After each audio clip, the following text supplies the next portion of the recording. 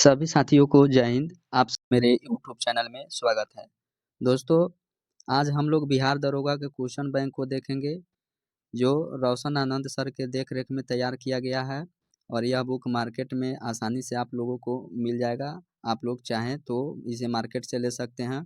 यह book 3rd addition है और इस बुक में यहाँ एक फैक्ट दिया हुआ है जिसमें लिखा हुआ है कि वर्तमान सभी दरोगा परीक्षाओं के औसतन 60% प्रश्न इसी पुस्तक से आते हैं। इसमें जो है टोटल 25 सेट दिया हुआ है, जो 2008 से लेकर 2024 तक के जितने भी एग्जाम हुए हैं उन सभी एग्जाम के क्वेश्चन बैंक इसमें आपको मिल जाएंगे। इसमें आपको इतिहास, भूगोल, अर्थव्यवस्था, पर्यावरण, कंप्यूटर, कला एवं संस्कृति, राज्य व्यवस्था, विज्ञान, बिहार, विविध इत्यादि से संबंधित क्वेश्चन आपको मिलेंगे। तो चलिए बिना देरी किए हुए हम लोग आज के सेट को देखते हैं। पहला, दूसरा, तीसरा हम लोग पहले ही देख चुके हैं। आज हम लोग सेट 4 को देखेंगे। सेट 4 जो है परीक्षा तिथि 17/22/2023 को द्वितीय पाली में जो एग्जाम हुआ है वही सेट है। तो पहला क्वेश्चन देखिए। पहला क्वेश्चन है कि एक ठोस शंकु जिसके आधार की त्रिज्या r तथा ऊंचाई h है, उसका कुल पृष्ठीय क्षेत्रफल है। तो मैथ का हम सिर्फ आंसर बताएंगे, बाकी जीके जीएस का हम लोग मेन फोकस रहेगा उसी पे। तो इसका सही आंसर है सी। अगला क्वेश्चन है, कौन सी संस्था स्थानीय क्षेत्र प्रबंधन योजना विकसित करने के लिए तैयार है? तो इसका सही आंसर है CSIR नीरी। स्थानीय क्षेत्र प्रबंधन योजना का विकास CSIR नीरी के द्वारा किया गया है। CSIR नीरी ने दिल्ली के वायु प्रदूषण से निपटने के लिए ग्रिड आधारित रणनीति को विकसित किया है। नीरी जो है वर्ष 1958 में भारत सरकार द्वारा नागपुर में स्थापित और वित्त पोषित संस्थान है। इसका उद्देश्य पर्यावरण और इंजीनियरिंग के क्षेत्र में नवाचार और अनुसंधान करना है। अगला प्रश्न है, सुभाष चंद्र बोस द्वारा फॉरवर्ड ब्लॉक का गठन किया गया। तो इसका सही आंसर हो जाएगा 1939 ईस्वी में। ऑल इंडिया फॉरवर्ड ब्लॉक की स्थापना 3 मई 1939 को सुभाष चंद्र बोस द्वारा की गई थी। फॉरवर्ड ब्लॉक का अखिल भारतीय सम्मेलन 1940 में नागपुर में आयोजित किया गया था। फॉरवर्ड ब्लॉक का अध्यक्ष सुभाष चंद्र बोस को तथा महासचिव HB कामत को चुना गया था। सुभाष चंद्र बोस ने जर्मनी में फ्री इंडिया सेंटर की स्थापना की थी। 1 सितंबर 1942 को सुभाष चंद्र बोस ने आज़ाद हिंद फौज की पहली डिवीजन की स्थापना की। सुभाष चंद्र बोस ने दिल्ली चलो तथा तुम मुझे खून दो मैं तुम्हें आज़ादी दूंगा का नारा दिया। अगला प्रश्न है, पंजाब का ब्रिटिश साम्राज्य में विलय किस वर्ष हुआ? तो इसका सही आंसर हो जाएगा 1849 ईस्वी। पंजाब का संपूर्ण हिस्सा 29 मार्च 1849 ईस्वी को ब्रिटिश साम्राज्य में विलय हुआ। प्रथम आंग्ल सिख युद्ध 1845 से 1846 के समय भारत का गवर्नर जनरल लॉर्ड हार्डिंग तथा अंग्रेजी सेना का प्रमुख सर ह्यूग गॉफ था।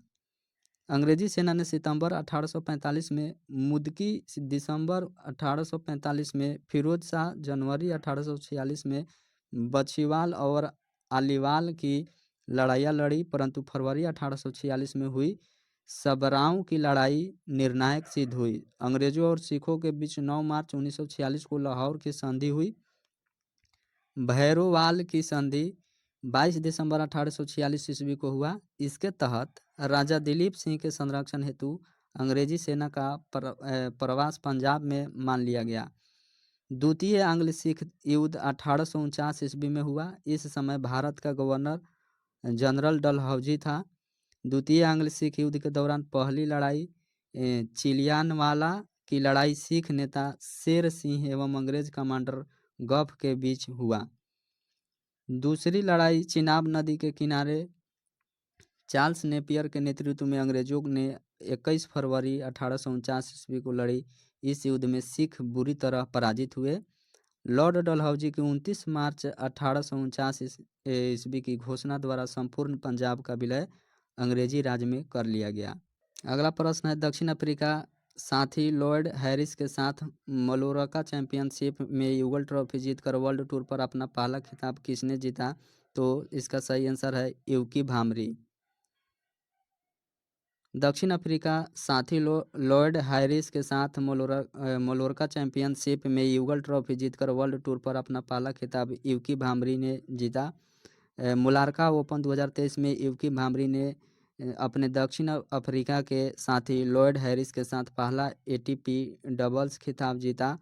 यह खिताब टेनिस खेल से संबंधित है। अगला प्रश्न है, भारत के सबसे उत्तरी दिशा में निम्न में से कौन सा जैवमंडल भंडार स्थित है? तो इसका सही आंसर है कोल्ड डेजर्ट। भारत के सबसे उत्तरी दिशा में कोल्ड डेजर्ट जैवमंडल भंडार स्थित है।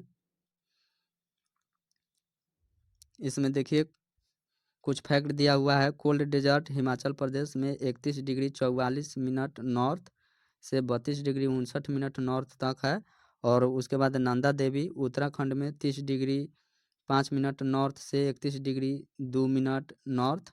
और मानस है असम में 26 डिग्री 43 मिनट नॉर्थ से 26 डिग्री 71 मिनट नॉर्थ तक। और सिमलीपाल उड़ीसा में है 21 डिग्री 10 मिनट नॉर्थ से 22 डिग्री 12 मिनट नॉर्थ तक। भारत में कुल 18 जैवमंडल भंडार है जो निम्न है। कौन कौन सा है? नीलगिरी तमिलनाडु, केरल और कर्नाटक में है। और इसका स्थापना 1986 से पहले है। ठीक है। नंदा देवी उत्तराखंड में है 1988। नोकरेक मेघालय में 1988। मन्नार की खाड़ी तमिलनाडु में 1989। सुंदरवन पश्चिम बंगाल में 1989। मानस है असम में 1989। ग्रेट निकोबार अंडमान एंड निकोबार में है 1989। उसके बाद है सिमलीपाल उड़ीसा में 1994। डिब्रू साइखोवा असम में है 1997 से। सबसे छोटा है दिहांग दिबांग अरुणाचल प्रदेश में 1999। पंचमढ़ी मध्य प्रदेश में 1999 में। कंचनजंगा सिक्किम 2000 ईस्वी में। अगस्त्य मलाई तमिलनाडु और केरल 2001। अचान कमार मध्य प्रदेश और छत्तीसगढ़ में है 2005 में। कच्छ का रण गुजरात में 2008 में सबसे बड़ा है। उसके बाद है कोल्ड डेजर्ट हिमाचल प्रदेश में 2009 में बना। शेषाचलम आंध्र प्रदेश 2010 में। और पाना मध्य प्रदेश में 2011 में है बना है सबसे नया। ठीक है। अगला प्रश्न है कि जनगणना 2011 के अनुसार भारत में किस राज्य में जनसंख्या घनत्व सर्वाधिक था? तो इसका सही आंसर हो जाएगा बिहार। देख लीजिए जनगणना 2011 के अनुसार भारत में बिहार में जनसंख्या घनत्व सर्वाधिक था। 2011 के अनुसार बिहार में 1106। और उसके बाद पश्चिम बंगाल में 1028 है। उसके बाद केरल में 860। उत्तर प्रदेश में है 829। और हरियाणा में है 573। न्यूनतम जनसंख्या घनत्व वाले राज्य में अरुणाचल प्रदेश हो जाएगा 17। उसके बाद मिजोरम 52, सिक्किम 86, मणिपुर 115, नागालैंड 119। सर्वाधिक जनसंख्या घनत्व वाले केंद्र शासित प्रदेश में आप देखिएगा तो आपको मिलेगा अंडमान एंड निकोबार द्वीप समूह 46।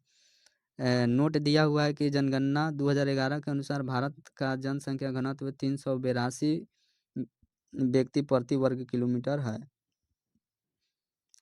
अगला प्रश्न है निम्नलिखित में से कौन सा जापान की मुद्रा का नाम है? तो इसका सही आंसर हो जाएगा एन। जापान की मुद्रा एन है। विश्व के प्रमुख देशों की राजधानी एवं मुद्रा यहाँ दिया हुआ है। यहाँ आप देखिएगा कि देश है, राजधानी है, फिर मुद्रा है। जैसे चीन की राजधानी बीजिंग, मुद्रा है युआन। तुर्की अंकारा और मुद्रा है लीरा। फिलीपींस की राजधानी है मनीला और मुद्रा है पीसो। क्यूबा की राजधानी हवाना और मुद्रा है पीसो। बेलीज की राजधानी है बेल्मोपान और मुद्रा है डॉलर। डोमिनियन का है सेंटो डोमिंगो और मुद्रा है पीसो। उसके बाद है होंडुरास की राजधानी है तेगुसिगल्पा और मुद्रा है लेम्पिरा। ग्वाटेमाला की राजधानी ग्वाटेमाला सिटी है और मुद्रा है क्वाटजाल। फ्रेंच गुयाना की राजधानी है कोयने और मुद्रा है फ्रैंक। टोंगा की राजधानी है नुको अल्फा और मुद्रा है पांग। वानाआतू की राजधानी है पोर्ट बिला और मुद्रा है वातू। नारू की राजधानी है यारेन और मुद्रा है डॉलर। तुवालू की राजधानी है फूना फूटी और मुद्रा है डॉलर। अगला प्रश्न है मुद्रा का प्राथमिक कार्य क्या है? तो इसका सही आंसर हो जाएगा विनिमय का माध्यम और मूल्य का मापक, दोनों, ए एवं बी दोनों। ठीक है। मुद्रा के प्राथमिक कार्यों को मुख्य कार्य भी कहा जाता है। इन कार्यों के अंतर्गत मुद्रा के उन कार्यों को सम्मिलित किया जाता है जो मुद्रा द्वारा प्रत्येक देश में संपादित किए जाते हैं। मुद्रा के दो प्राथमिक कार्य हैं, देखिए कौन कौन से हैं। विनिमय का माध्यम, आधुनिक अर्थव्यवस्था का आधार विनिमय ही है और विनिमय का कार्य मुद्रा द्वारा ही किया जाता है। वर्तमान में मुद्रा सबसे अधिक तरल साधन है।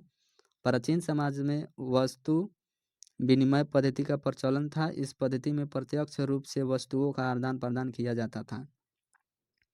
दूसरा है मूल्य का मापक। मुद्रा मूल्य मापन की इकाई का कार्य करती है। दूसरे शब्दों में कहा जा सकता है कि मुद्रा द्वारा मूल्य को मापा जा सकता है। मूल्य को मापने के लिए मुद्रा का प्रयोग करने से अधिक गणना का कार्य बहुत अधिक सरल हो गया है। अगला प्रश्न है सर्वाधिक प्रचुरता वाला उत्पादन साधन है, तो इसका सही आंसर है श्रम। सर्वाधिक प्रचुरता वाला उत्पादन साधन श्रम है। श्रम उत्पादन का सबसे प्रचुर और सक्रिय साधन है। पूंजी और भूमि जैसे निष्क्रिय कारक उत्पादन शुरू नहीं कर सकते। भारत में श्रम उत्पादन का सबसे प्रचुर कारक है। यह उत्पादन का एक सक्रिय कारक है जिसके बिना भूमि और पूंजी कुछ भी उत्पादन नहीं कर सकती। श्रम के अभाव में किसी देश के प्राकृतिक संसाधन अल्प उपयोग में रहेंगे। उत्पादन के चार कारक है भूमि, श्रम, पूंजी और उद्यमी। धन का वह अंश जिसका प्रयोग उत्पादन के लिए किया जाता है उसे पूंजी कहते हैं। अगला प्रश्न है दो सेक्टर अर्थव्यवस्था प्रारूप में समग्र मांग होती है, तो इसका सही आंसर है C+I। दो सेक्टर अर्थव्यवस्था प्रारूप में समग्र मांग बराबर C+I होती है। सरकार रहित अर्थव्यवस्था में अंतिम वस्तु की प्रत्याशित समस्त मांग ऐसी वस्तुओं पर किए गए कुल प्रत्याशित उपभोग व्यय और प्रत्याशित निवेश व्यय का योग होती है, अर्थात AD बराबर C+I। समग्र मांग क्या होता है? समग्र मांग में देखिएगा AD बराबर C+I।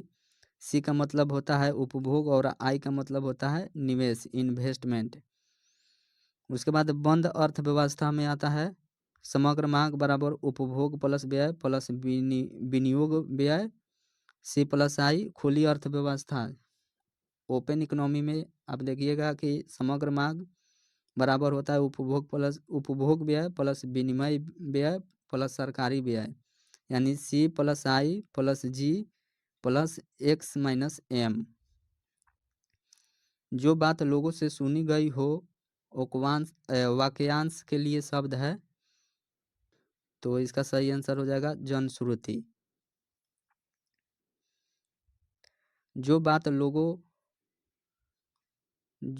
लोगों से सुनी गई हो वाक्यांश के लिए एक शब्द जनश्रुति शब्द का प्रयोग होता है। जानने का इच्छा होता है जिज्ञासा, एक प्रकार का संपत्ति कर होता है जजिया और एक खास आदिवासी समुदाय होता है जनजाति। हिटलर का जन्म कहाँ हुआ था? तो इसका सही आंसर हो जाएगा ब्रिनाई। हिटलर का जन्म ऑस्ट्रिया के ब्रिनाई यानी ब्राउनाउ है उसमें हुआ था और हिटलर का जन्म 20 अप्रैल 1889 को हुआ था। 1919 में हिटलर जर्मन वर्क्स पार्टी नामक संगठन से जुड़ा। इस पार्टी को उसने नेशनल सोशलिस्ट पार्टी का नया नाम दिया। बाद में यह पार्टी तात्सी पार्टी के नाम से जाना गया। 30 जनवरी 1933 को हिटलर जर्मनी का चांसलर नियुक्त हुआ। हिटलर 1938 में ऑस्ट्रिया को जर्मनी में एक साम्राज्य एक नेता का नारा देकर मिला लिया। हिटलर की नस्ली सोच चार्ल्स डार्विन और हर्बर्ट स्पेंसर जैसे विचारकों के सिद्धांतों पर आधारित थी। नात्सी यूथ लीग का गठन 1922 में हुआ था। 4 साल बाद इस संगठन को हिटलर यूथ का नया नाम दिया गया। हिटलर की आत्मकथा का नाम मीन कैंप है। अगला प्रश्न है, प्राकृतिक संसाधनों के दोहन से वस्तु का उत्पादन करने वाले क्षेत्र कहलाता है। तो इसका सही आंसर हो जाएगा प्राथमिक क्षेत्र। प्राकृतिक संसाधनों के दोहन से वस्तु का उत्पादन करने वाले क्षेत्र प्राथमिक क्षेत्र कहलाता है। जब हम प्राकृतिक संसाधनों का उपयोग करके किसी वस्तु का उत्पादन करते हैं तो इसे प्राथमिक क्षेत्रक की गतिविधि कहा जाता है। प्राकृतिक उत्पाद कृषि, डेयरी, मत्स्यन और वनों से प्राप्त करते हैं, इसलिए इस क्षेत्र को कृषि एवं सहायक क्षेत्र भी कहा जाता है। द्वितीयक क्षेत्र की गतिविधियों के अंतर्गत प्राकृतिक उत्पादों को विनिर्माण प्रणाली के जरिए अन्य रूपों में परिवर्तित किया जाता है। जैसे कपास के पौधे से प्राप्त रेशे का उपयोग कर हम सूत काटते हैं और कपड़ा बुनते हैं। गन्ने को कच्चे माल के रूप में उपयोग कर चीनी और गुड़ तैयार करते हैं। नोट है कि इस क्षेत्र को औद्योगिक क्षेत्र भी कहा जाता है। प्राथमिक और द्वितीयक क्षेत्र के अतिरिक्त आर्थिक गतिविधियों की एक तीसरी कोटि भी है जो तृतीयक क्षेत्र के अंतर्गत आती है। ये गतिविधियां स्वतः वस्तुओं का उत्पादन नहीं करती है, बल्कि उत्पादन प्रक्रिया में सहयोग या मदद करती है। परिवहन, भंडार, संचार, बैंक सेवाएं और व्यापार तृतीयक गतिविधियों के कुछ उदाहरण हैं। चूंकि ये गतिविधियां वस्तुओं के बजाय सेवाओं का सृजन करती है, इसलिए तृतीयक क्षेत्र को सेवा क्षेत्रक भी कहा जाता है। अगला प्रश्न है, राज्य विधान परिषद की न्यूनतम सदस्य संख्या है। तो इसका सही आंसर है 40। राज्य विधान परिषद की न्यूनतम सदस्य संख्या 40 है। संविधान के अनुच्छेद 171 के अनुसार किसी राज्य की विधान परिषद में सदस्यों की कुल संख्या विधानसभा के सदस्यों की कुल संख्या के कितना होगा, 1/3 से अधिक नहीं होगी। परंतु किसी राज्य की विधान परिषद के सदस्यों की कुल संख्या किसी भी स्थिति में 40 से कम नहीं होगी। संविधान के अनुच्छेद 169 के अनुसार राज्यों में विधान परिषदों का गठन अथवा उन्मूलन का प्रावधान किया गया है। विधान परिषद एक अस्थायी सदन है। संविधान के अनुच्छेद 172 के 2 में यह प्रावधान है कि विधान परिषद कभी विघटित नहीं होगी। प्रत्येक 2 वर्ष के बाद 1/3 सदस्य का कार्यकाल पूरा होता है। उतने ही नए सदस्य का निर्वाचन भी होता है प्रत्येक 2 वर्ष बाद। विधान परिषद का प्रत्येक सदस्य 6 वर्ष की सदस्यता हासिल करता है। 6 वर्ष उनका कार्यकाल होता है एक सदस्य का, किंतु त्याग पत्र या मृत्यु की स्थिति में निर्धारित अवधि से पहले पद रिक्त कर सकता है। आगे है, संविधान के अनुच्छेद 173 के अनुसार विधान परिषद के सदस्यता हेतु 30 वर्ष की आयु, कम से कम 30 वर्ष की आयु होना चाहिए। वर्तमान में 6 राज्यों में विधान परिषद है। कहाँ कहाँ है देख लीजिए, आंध्र प्रदेश में, बिहार, कर्नाटक, महाराष्ट्र, तेलंगाना और उत्तर प्रदेश में है। बाकी जगह अभी विधान परिषद नहीं है। अगला प्रश्न है, निम्नलिखित में से किसे तैरते द्वीपों की झील कहा जाता है। तो इसका सही आंसर है लोकटक झील। तैरते द्वीपों की झील लोकटक झील को कहा जाता है। लोकटक झील में फुमड़ी के द्वारा तैरते हुए द्वीपों का विकास हुआ है। लोकटक झील कहाँ है? लोकटक झील मणिपुर में। भारत का एकमात्र तैरता हुआ राष्ट्रीय उद्यान किबुल लामजाओ में स्थित है। कुछ महत्वपूर्ण झील एवं उनकी अवस्थिति है को देखिए। पुलिकट झील है आंध्र प्रदेश में, हुसैन सागर झील हैदराबाद तेलंगाना, और ढेबर जयसमंद झील उदयपुर राजस्थान में है। ठीक है। बिहार के निम्नलिखित में से कौन सा जिला स्वर्ण खनिजों के उत्पादन की सूची में है? तो इसका सही आंसर है जमुई। बिहार राज्य के जमुई जिला के सोनो प्रखंड के करमटिया गांव के पास सर्वाधिक सोने के भंडार अवस्थित है। ठीक है, ये आप देखिएगा कि यह अभी नए नए मिले हुए हैं। धात्विक खनिज वे होते हैं जिन्हें खदानों से निकालकर परिशोधित किया जाता है। जैसे में देखिए सोना, चांदी, तांबा, जास्ता इत्यादि। अधात्विक खनिज वे होते हैं जिन्हें परिशोधित नहीं किया जा सकता है, केवल उन्हें खुरच कर अथवा काट कर विभिन्न आकृतियों में परिवर्तित किया जा सकता है। जैसे देखिए कोयला होता है, चूना पत्थर, गंधक, जिप्सम इत्यादि। आगे देखिए, देश में सबसे उच्च कोटि का चूना पत्थर रोहतास एवं कैमूर जिले में फैले कैमूर के पठार में पाया जाता है। जैसे पैराइट्स, डोलोमाइट आदि। बिहार के प्रमुख खनिज में जैसे देखिएगा सोना है जमुई करमटिया, ठीक है, सीसा भागलपुर, क्वार्ट्ज जमुई में है, गंधक रोहतास का अमझोर। गंधक कहाँ मिलता है? रोहतास का अमझोर में। कोयला मिलता है औरंगाबाद, ठीक है। यूरेनियम गाया फायर के लिए मुंगेर, रोहतास। बेरिलियम गाया एवं नालंदा क्षेत्र। डोलोमाइट रोहतास के बंजारी प्रसिद्ध है। खनिज तेल मुंगेर, राजगीर। अबरक गाया नवादा, मुंगेर और जमुई में मिलता है। चीनी मिट्टी के लिए प्रसिद्ध है भागलपुर, बांका के कटोरिया एवं मुंगेर। लिथियम के लिए गाया और बॉक्साइट के लिए मुंगेर, खड़गपुर की पहाड़ियाँ, ठीक है। अब रोहतास भी बॉक्साइट के लिए फेमस है, वहाँ भी बॉक्साइट रोहतास में भी उत्पादित होता है। अगला प्रश्न है, किस मध्यकालीन संत के उपदेश अभंग में संकलित है? तो इसका सही आंसर है तुकाराम।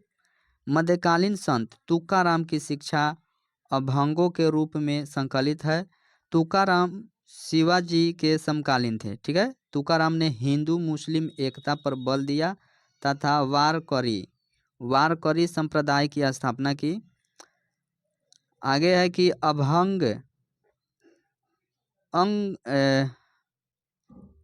अभंग विठल या निठोबा की स्तुति में गाए गए छंदों को कहते हैं। महाराष्ट्र के वारकरी संप्रदाय के संतों ने 13वीं सदी के दौरान समाज में अलख जगाने के जो छंद क्षेत्रीय भाषा में गाए, उन्हें अभंग के नाम से जाना जाता है।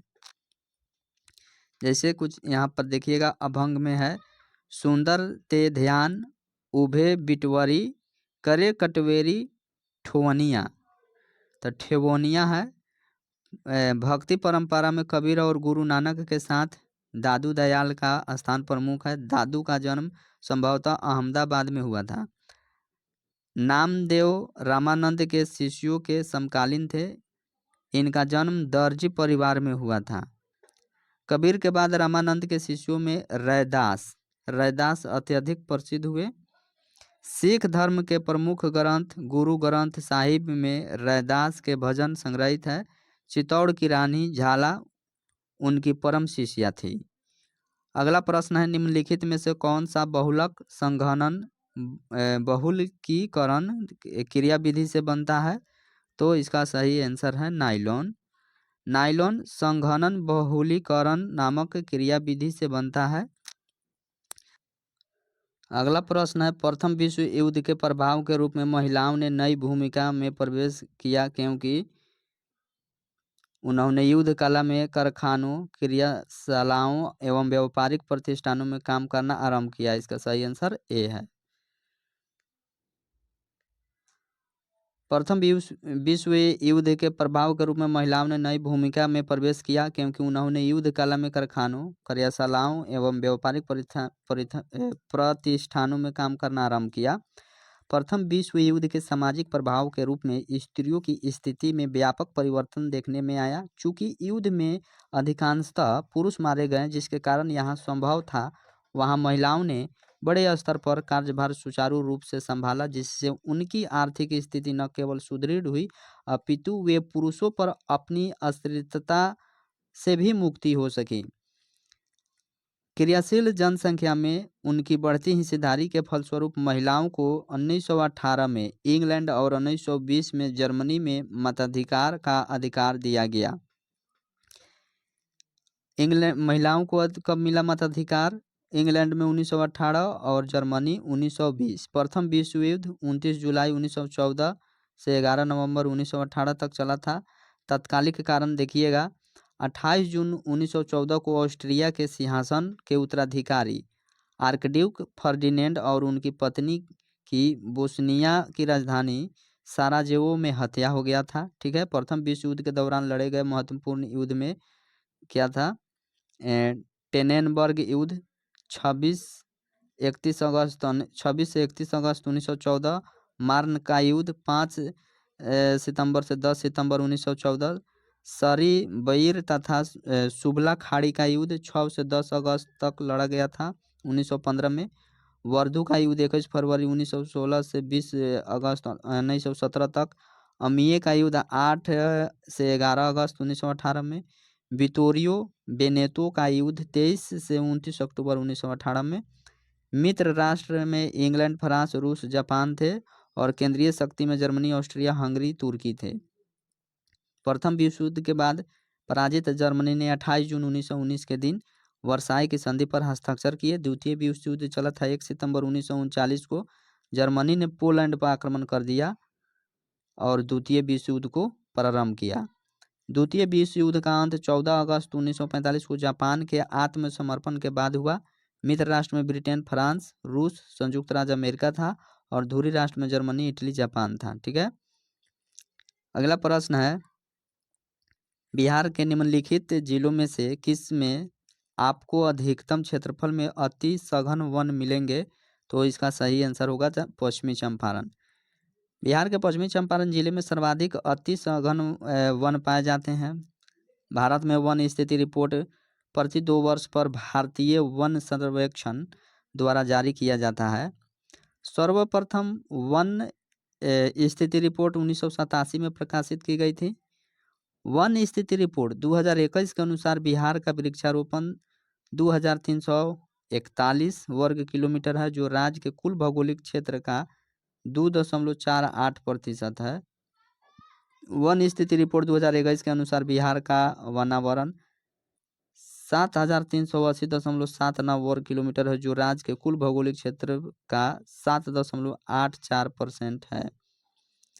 जिलों में वनावरण यानी सघनता के अनुसार अति घने वन पश्चिमी चंपारण में 249.34 वर्ग किलोमीटर, मध्य रूप में पश्चिमी चंपारण मध्य रूप से घने वन में भी आता है 548.47 वर्ग किलोमीटर।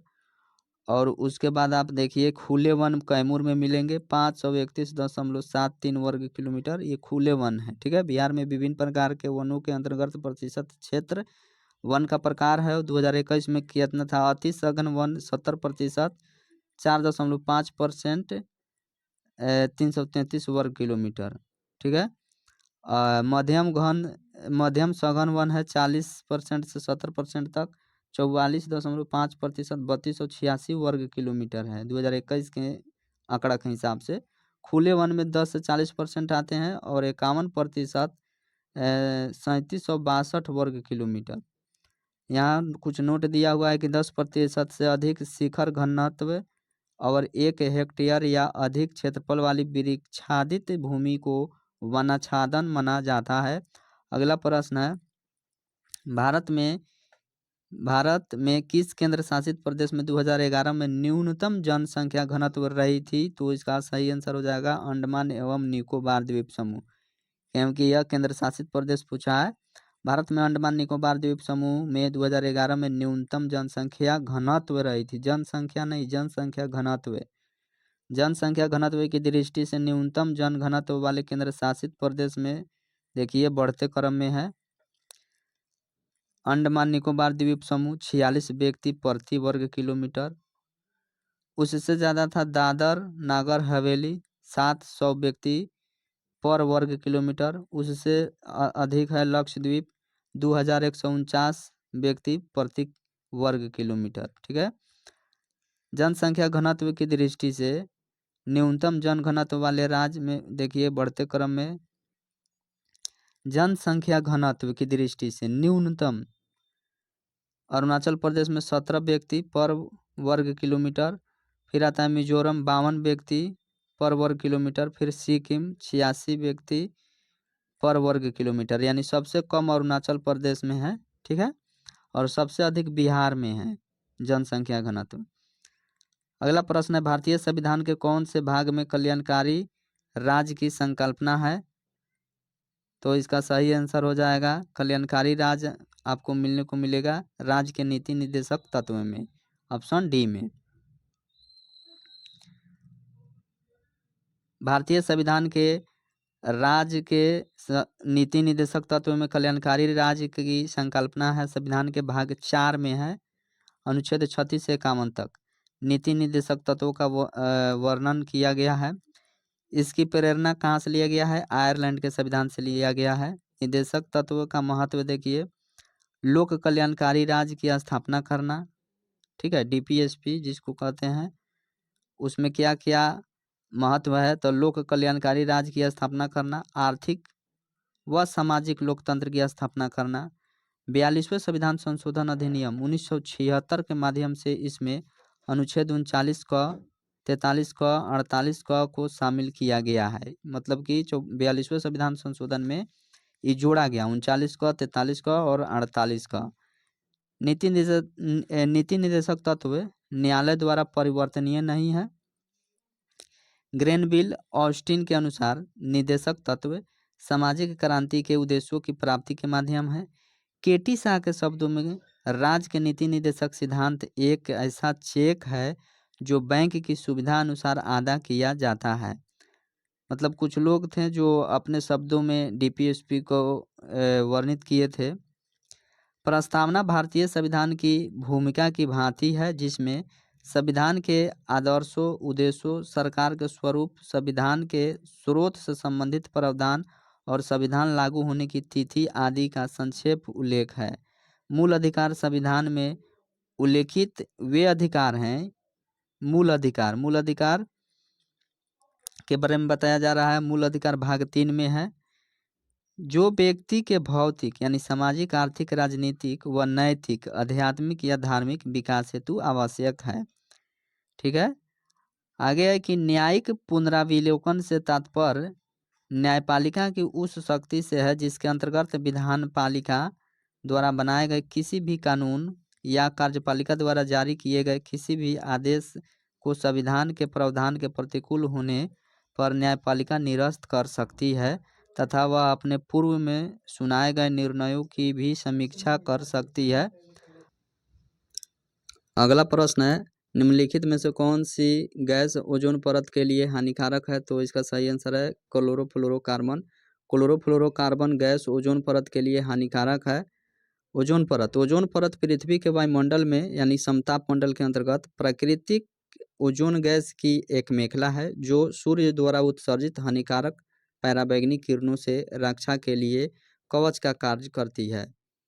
ओजोन का विघटन करने वाले पदार्थ मुख्यतः क्लोरोफ्लोरोकार्बन यानी CFC, उसके बाद हाइड्रोक्लोरोफ्लोरोकार्बन यानी HCFC, उसके बाद है हाइड्रोब्रोमोफ्लोरोकार्बन HBFC, carbon tetrachloride CCl4, methyl chloroform यानी CH3CCl3, methyl bromide CH3Br, ब्रोमोक्लोरोमीथेन CH2BrCl आदि है। ओजोन क्षरण नियंत्रण हेतु अंतर्राष्ट्रीय प्रयास यानी एक हुआ था वियना कन्वेंशन 1985 में अपनाया गया एवं 1988 में कार्यविधि में आया, ठीक है। उसके बाद एक हुआ था मॉन्ट्रियल प्रोटोकॉल 16 सितंबर 1987 को अपनाया गया जो वर्ष 1989 से प्रभावी रूप से कार्य करने लगा। उसके बाद किगाली समझौता हुआ था रवांडा के किगाली में अक्टूबर 2016 में हाइड्रोक्लोरोफ्लोरोकार्बन यानी HFC श्रेणी के ग्रीन हाउस गैसों के उत्सर्जन को कम करने के लिए यह समझौता किया गया। अगला प्रश्न है 6400 का 6% प्रति वर्ष की दर से 11 फरवरी से 7 जुलाई 2022 तक साधारण ब्याज क्या होगा? तो इसका सही आंसर हो जाएगा 153.6 रुपया। अगला प्रश्न है, अवसर की समानता से संबंधित अनुच्छेद है, तो इसका सही आंसर है अनुच्छेद 16। ठीक है, जिसमें लोक नियोजन का बात कहा जाता है। अवसर की समानता से संबंधित अनुच्छेद 16 है। मौलिक अधिकार में आप देखिएगा तो 6 प्रकार के मौलिक अधिकार हैं, जिसमें पहला है समता या समानता का अधिकार, जो अनुच्छेद 14 से 18 तक है। फिर है स्वतंत्रता का अधिकार, जो अनुच्छेद 19 से 22 तक है। फिर शोषण के विरुद्ध अधिकार है, अनुच्छेद 23-24। धार्मिक स्वतंत्रता का अधिकार अनुच्छेद 25 से 28 तक है। फिर है संस्कृति और शिक्षा संबंधी अधिकार अनुच्छेद 29 से 29। और उसके बाद एक था संपत्ति का अधिकार, और अनुच्छेद 31 में उसको समाप्त कर दिया गया है। और उसके बाद संवैधानिक उपचार का अधिकार अनुच्छेद 32 होता है, अनुच्छेद 31 को हटा दिया गया है। समता या समानता का अधिकार में देखिएगा आप अनुच्छेद 14 में विधि के समक्ष समता है। इसका अर्थ यह है कि उस राज्य के सभी व्यक्तियों के लिए एक समान कानून बनाएगा तथा उन पर एक समान लागू करेगा। ठीक है, और 15 कहता है कि धर्म, नस्ल, जाति, लिंग या जन्म स्थान के आधार पर भेदभाव का निषेध करता है, अनुच्छेद 15। यानी कि राज्य के द्वारा धर्म, मूलवंश, जाति, लिंग एवं जन्म स्थान के आधार पर नागरिकों के प्रति जीवन के किसी क्षेत्र में भेदभाव नहीं किया जाएगा। और अनुच्छेद 16 कहता है कि लोक नियोजन के विषय में अवसर की समता हो, यानी राज्य के अधीन किसी पद पर नियोजन या नियुक्ति से संबंधित विषयों में सभी नागरिकों के लिए अवसर की समानता होगी। अपवाद में आप अनुसूचित जाति, अनुसूचित जनजाति एवं पिछड़ा वर्ग को देखते हैं, जो कुछ उसके लिए आरक्षण का प्रावधान करता है।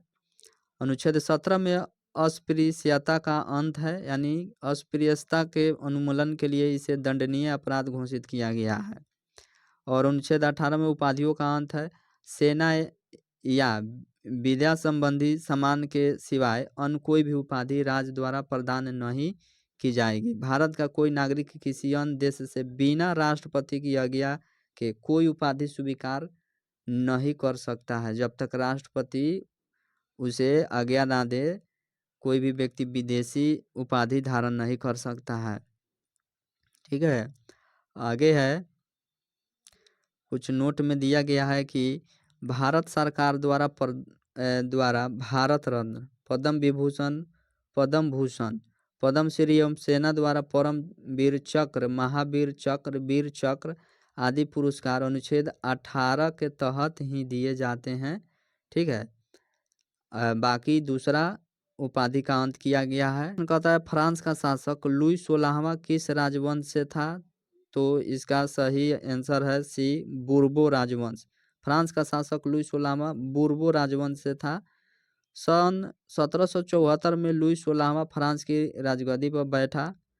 फ्रांसीसी क्रांति 14 जुलाई 1789 को लुई 16वां के शासनकाल में हुआ था। मिरासियो और आबेसिये ने 20 जून 1789 को नेशनल असेंबली का गठन किया।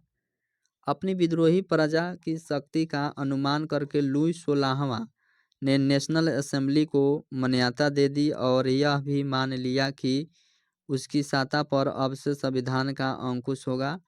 4 अगस्त 1789 की रात को असेंबली ने करों, कर्तव्यों और बंधनों वाली सामंती व्यवस्था के उन्मूलन का आदेश पारित किया।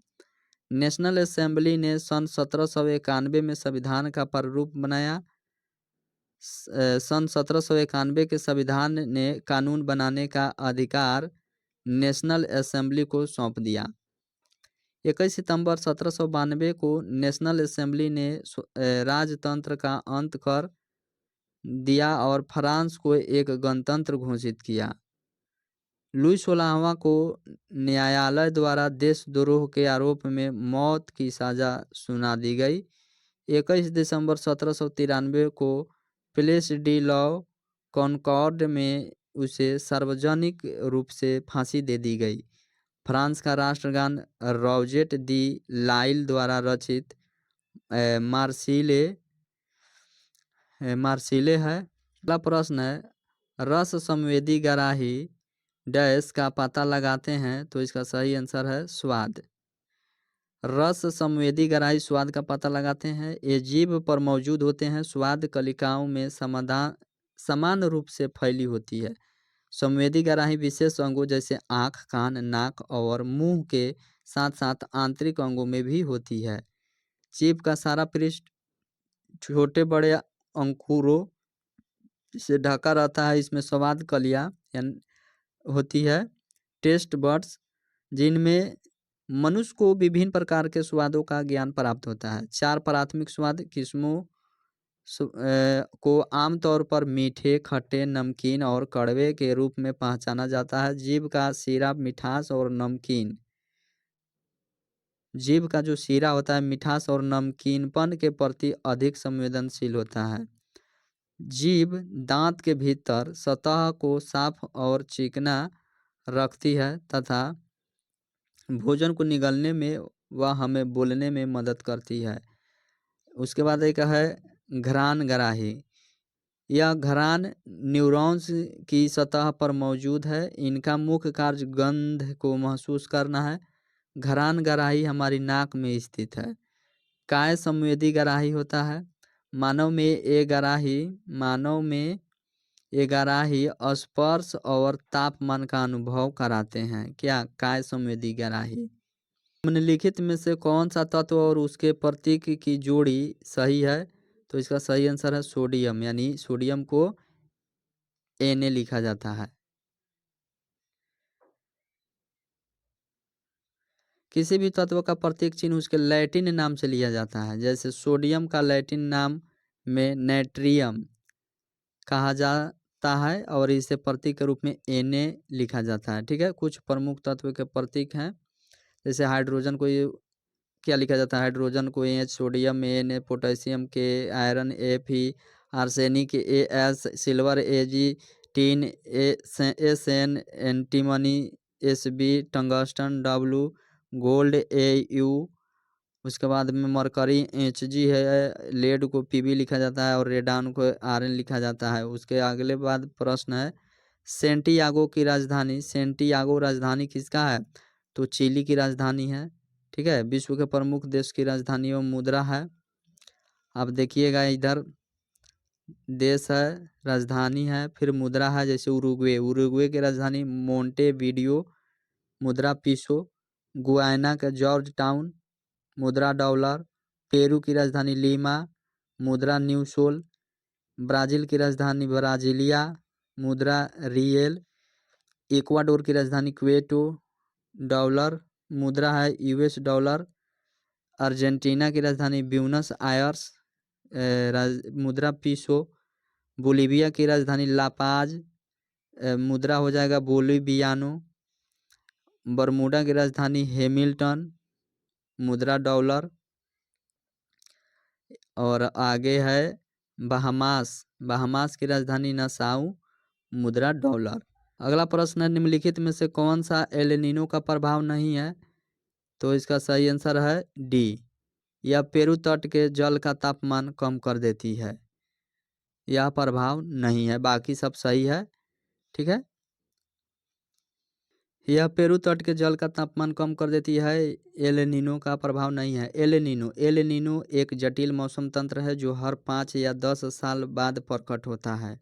एल नीनो का शाब्दिक अर्थ ब्लैक ईसा है, क्योंकि यह जलधारा दिसंबर के महीने में क्रिसमस के आसपास नजर आती है। इस तंत्र में महासागरीय और वायुमंडलीय परिघटनाएं शामिल होती है।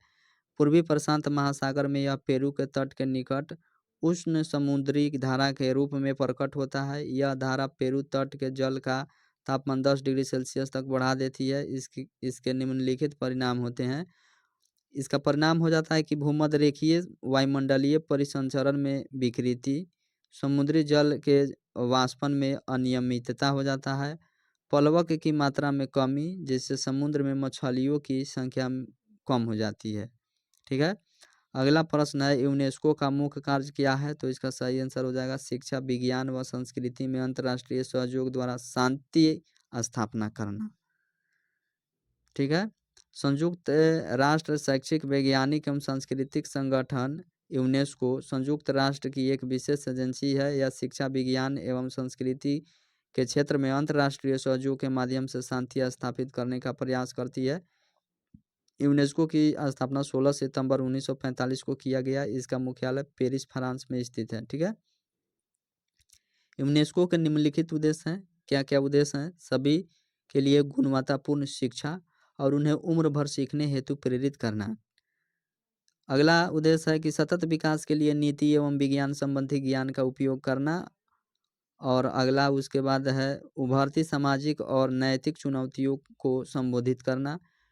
फिर है सांस्कृतिक विविधता, परस्पर संवाद एवं शांति की प्रवृत्ति को प्रोत्साहित करना। संचार सूचना के माध्यम से समावेशी ज्ञान से युक्त समाज का निर्माण करना। अगला उद्देश्य है विश्व के प्राथमिकता वाले क्षेत्रों जैसे अफ्रीका एवं लैंगिक समानता पर ध्यान केंद्रित करना। अगला प्रश्न है 2011 की जनगणना के अनुसार बिहार में कौन सा जिला न्यूनतम साक्षरता दर वाला जिला है? तो इसका सही आंसर हो जाएगा पूर्णिया। 2011 की जनगणना के अनुसार पूर्णिया जिला का साक्षरता दर न्यूनतम रहा है और सबसे अधिक रहा है रोहतास 73.37%। उसके बाद पटना, भोजपुर, मुंगेर और उसके बाद औरंगाबाद। और राज्य में सबसे कम साक्षरता दर वाला जिला में आ जाएगा पूर्णिया। ठीक है। पूर्णिया के बाद आता है कटिहार, सीतामढ़ी, शिवहर। तो इसमें बेस मेनली आप सबसे कम और सबसे ज़्यादा याद करके रखिए। उसके बाद है राज्य में सर्वाधिक पुरुष साक्षरता दर वाला जिला, तो ये फिर रोहतास ही आता है। और सर्वाधिक महिला साक्षरता में भी रोहतास ही आता है। और राज्य में न्यूनतम पुरुष साक्षरता दर माने सबसे कम पुरुष कहाँ पढ़ा है? तब पूर्णिया ही आता है। बाकी सब सेम है, बस एक न्यूनतम महिला साक्षरता दर बदल जाता है। सबसे कम पूर्णिया ना होके सहरसा में है। बिहार राज्य का साक्षरता दर 61.8% है, जिसमें पुरुष साक्षरता दर 71.2 और महिला 51.8 है। और टोटल कितना है? 61.8, जिसमें पुरुष है 71.2 और महिला 51.8%। आगे है प्रश्न है दूरी समय ग्राफ का ढलान देता है, तो इसका सही आंसर है चाल। अगला प्रश्न है कालाशोक किस राजवंश से संबंधित था? तो इसका सही आंसर हो जाएगा शिशुनाग। कालाशोक शिशुनाग से संबंधित था। इस वंश का संस्थापक शिशुनाग को माना जाता है और इसी के नाम पर इस वंश का नाम शिशुनाग वंश पड़ा। शिशुनाग वंश का समय अवधि कितना था? 412 ईसा पूर्व से 394 ईसा पूर्व तक। कालाशोक का पुराण तथा दिव्यावदान में नाम काकवर्णी मिलता है। क्या मिलता है? काकवर्णी। इसने वैशाली के स्थान पर पुनः पाटलिपुत्र को अपनी राजधानी बनाया। 28 वर्षों तक शासन किया। कालाशोक 28 वर्षों तक शासन किया। इसी के समय द्वितीय बौद्ध संगीति का आयोजन वैशाली में हुआ था। द्वितीय बौद्ध संगीति कालाशोक के शासनकाल में हुआ था वैशाली में। इस समय बौद्ध संघ दो भागों में यानी अस्थविर तथा महासंधिक में बट गया। वानभट्ट रचित हर्षचरित के अनुसार काकवर्ण की राजधानी पाटलिपुत्र में घूमते समय महापद्मनंद नामक व्यक्ति ने चाकू मारकर हत्या कर दी। महाबोधि के अनुसार कालाशोक के 10 पुत्र थे, जिन्होंने कालाशोक की मृत्यु 366 ईसा पूर्व के बाद मगध पर 22 वर्षों तक शासन किया। मौर्य वंश का संस्थापक चंद्रगुप्त मौर्य था। उनका जन्म 345 ईसा पूर्व में हुआ था। जस्टिन ने चंद्रगुप्त मौर्य को सेंड्रोकोट्स कहा है, जिसकी पहचान विलियम जोन्स ने चंद्रगुप्त मौर्य से की है। हर्यक वंश का संस्थापक बिंबिसार था। उसने अपनी राजधानी राजगिरी यानी गिरिब्रिज को बनाया। जैन साहित्य में बिंबिसार का नाम श्रेनिक था। बिंबिसार की हत्या उनके पुत्र अजात शत्रु ने कर दी और वह 492 ईसा पूर्व में मगध की राजधानी पर बैठा। सतवाहन वंश की स्थापना सिमुक ने की। उसने अपनी राजधानी प्रतिष्ठान यानी गोदावरी नदी के किनारे में स्थापित की। सातवाहन वंश के प्रमुख शासक थे सिमुक। सातकर्णी गौतमीपुत्र, सातकर्णी और विशिष्ट पुत्र, और उसके बाद आया पुलुवामी। ठीक है। सातकर्णी ने 2 अश्वमेध तथा 1 राजसूय यज्ञ किया था। सातवाहन शासकों के समय के प्रसिद्ध साहित्यकार हाल एवं गुणाढ़ थे। हाल ने गाथा सप्तशती तथा गुंढाय ने बृहत कथा नामक पुस्तकों की रचना की। सातवाहन शासकों ने चांदी, तांबे, सीसा का सबसे अधिक, प्लेटिन और कांसे की मुद्रा का प्रचलन किया, जिसमें सीसा सर्वाधिक था। ठीक है। सर्वप्रथम ब्राह्मणों को भूमि अनुदान देने की प्रथा का आरंभ सातवाहन शासकों ने ही किया था। भूमि दान का सर्वप्राचीन पूरा लेखीय प्रमाण शताब्दी ईसा पूर्व के सातवाहनों के नाना घाट अभिलेख में मिलता है। उसके बाद है अगला प्रश्न है, तांबा की वस्तुएं अपनी चमक खो देती है और हरे रंग की परत बनाती है जो है, तो इसका सही आंसर है क्षारीय कॉपर कार्बोनेट। क्षारीय कॉपर कार्बोनेट तांबे की वस्तुएं अपनी चमक खो देती है और हरे रंग की परत बनाती है जो क्षारीय कॉपर कार्बोनेट यौगिक की परत होती है। तांबे की वस्तु लंबे समय तक हवा के संपर्क में रहने पर इसकी सतह पर हरे रंग की परत बन जाएगी। कॉपर ऑक्सीकरण द्वारा संक्षारित होता है, जिसमें यह हवा में ऑक्सीजन द्वारा संक्षारित होता है, जिससे यह हवा में ऑक्सीजन के साथ प्रतिक्रिया करके कॉपर ऑक्साइड बनाता है। अगला प्रश्न है, राष्ट्रपति पद के चुनाव के लिए जमानत राशि है, तो इसका सही आंसर है 15,000। राष्ट्रपति पद के चुनाव के लिए जमानत राशि 15,000 है। राष्ट्रपति चुनाव के लिए व्यक्ति की निम्न अर्हताओं की पूर्ण करना आवश्यक है, जिसमें सबसे पहले भारत का नागरिक हो, 35 वर्ष की आयु पूर्ण कर चुका हो, वह लोकसभा का सदस्य निर्वाचित होने के लिए आहरित हो। ठीक है। वह संघ सरकार में अथवा किसी राज्य सरकार में अथवा किसी स्थानीय प्राधिकरण में अथवा किसी सार्वजनिक प्राधिकरण में लाभ के पद पर न हो। एक वर्तमान राष्ट्रपति अथवा उपराष्ट्रपति किसी राज्य का राज्यपाल और संघ अथवा राज्य का मंत्री किसी लाभ के पद पर नहीं माना जाता है। इस प्रकार वह राष्ट्रपति पद के लिए अर्हक उम्मीदवार होता है। उसके बाद है, इसके अतिरिक्त राष्ट्रपति के चुनाव के नामांकन के लिए उम्मीदवार के कम से कम 50 प्रस्तावक व 50 अनुमोदक होना चाहिए। प्रत्येक उम्मीदवार भारतीय रिजर्व बैंक में 15,000 रुपये जमानत राशि के रूप में जमा करेगा। ठीक है। यदि उम्मीदवार कुल डाले गए मतों का 1/6 भाग प्राप्त करने में असमर्थ रहता है तो यह राशि जब्त हो जाती है। 1997 में से पूर्व प्रस्तावकों व अनुमोदकों का संख्या 10-10 थी तथा जमानत राशि 2500 थी।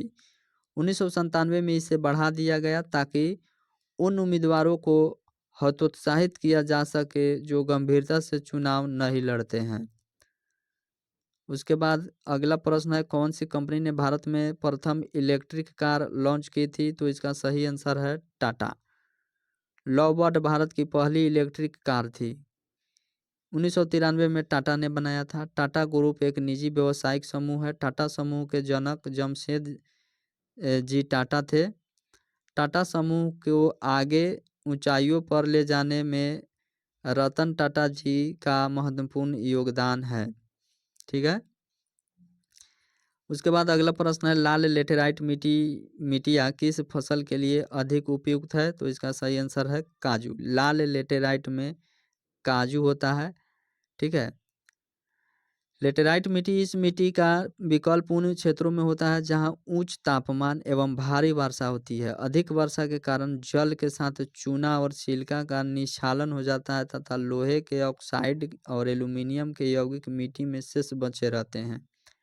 यह साधारणतः लाल भूरे रंग की होती है एवं मुख्य रूप से पश्चिमी घाट के पर्वतों के गिरिपद क्षेत्रों में एक लंबी पट्टी के रूप में केरल, कर्नाटक, महाराष्ट्र, उड़ीसा के पठारी क्षेत्रों, राजमहल पहाड़ी क्षेत्रों, छोटा नागपुर के पठार, असम के पहाड़ी क्षेत्रों एवं मेघालय के पठार में पाई जाती है।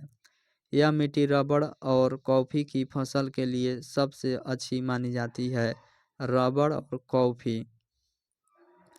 इस मिट्टी में मुख्यतः चाय, कहवा, रबड़, सिनकोना, काजू, मोटे अनाज एवं मसालों की कृषि की जाती है। अगला प्रश्न है, अवस्था से गुजरे बिना गैसीय अवस्था का सीधे ठोस अवस्था में परिवर्तन कहलाता है। तो इसका सही आंसर है निक्षेपण। वह प्रक्रिया जिसमें द्रव अवस्था से गुजरे बिना गैसीय अवस्था का सीधे ठोस में परिवर्तन होता है, निक्षेपण कहलाता है।